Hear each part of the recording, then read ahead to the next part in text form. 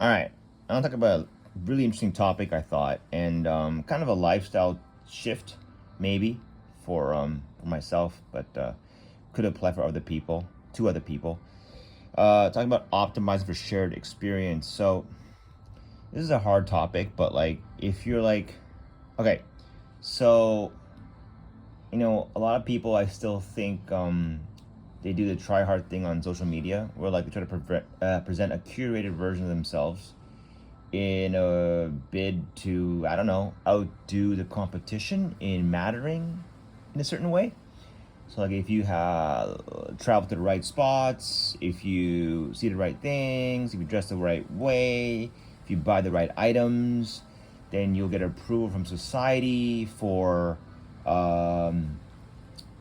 well, just you get the likes, right? You get the likes, the thumbs up and all that. And that really, if you think about it, optimizing yourself for that visibility and approval is kind of feeding the corporate machine, because that makes you buy a lot of shit you don't really need, right?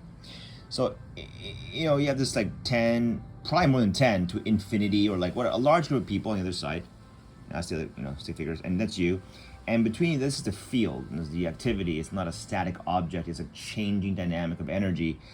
And these actions you do, such as buying that thing, that cool item, they require a witness. I mean, someone to see it. So, in the sense that, and you're battling other individuals in the same interaction for visibility, the attention economy, right? Which makes it rough on people, because how can you compete against the entire world for mattering in something? It's hard, right? Now, if you have incredible talents or gifts, or like you just are really beautiful as a woman or handsome as a guy, yeah, you'll stand out in some way. But in order to compete on that kind of level, it's stressful. I can safely say that winning approval from the crowd at large, now that we have the internet and there's not really many boundaries left to like restrict the community, it's a large audience. That's a lot of competition, and so people optimize for performance, appearance, and superiority, which sometimes can get really tiring. Like I don't know, have you ever feel the burnout from people? They're burned out because they engage in this activity all the time. Now, what if you change it up? Now, I tried this recently. It actually works. What if you just optimize to 1 to 6 people, a small group, your close friends? That's all you ever focus. You just focus entirely. You ignore this. You kind of like go, wait. I've been kind of conditioned to like try to gain approval from the crowd, blogs, and YouTube videos, and TikTok, and whatever.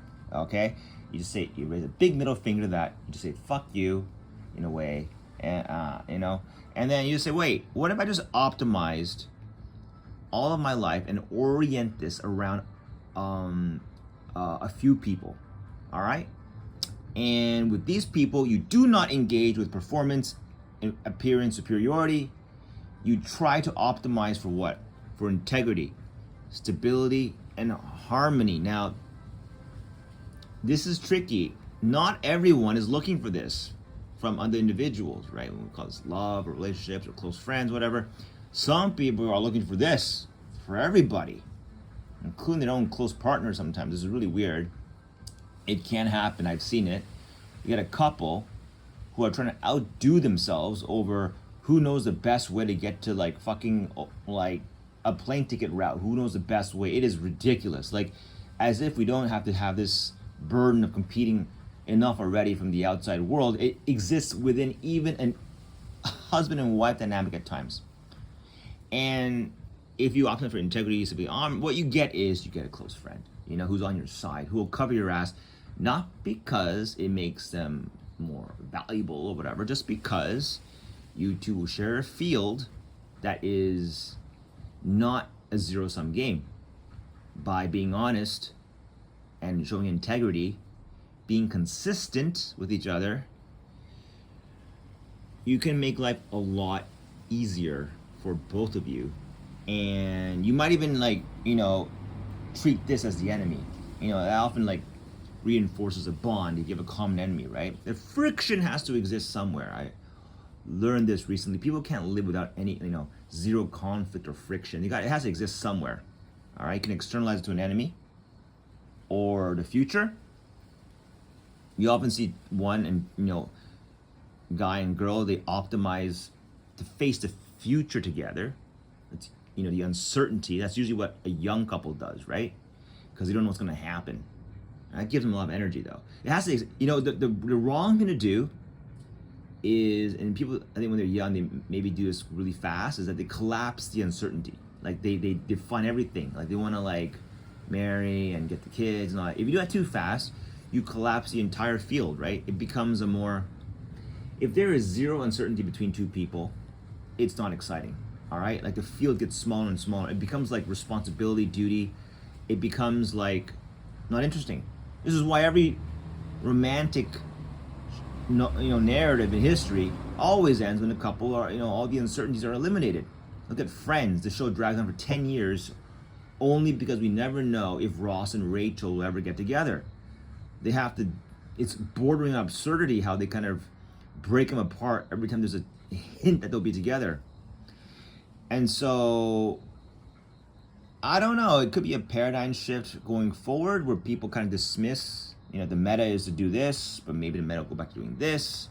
It's also a reason why I'm going to invest even more into Discord, because Discord is optimizing for this. Clearly it is. You do not compete with people on Discord.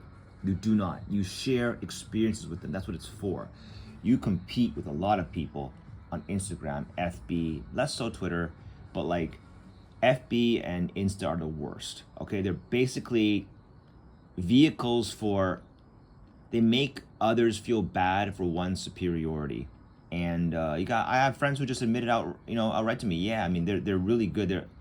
They've got their life really in shape and all that, but in the end of the day, it's like, what is it for? Just to make others feel bad? It does raise some questions.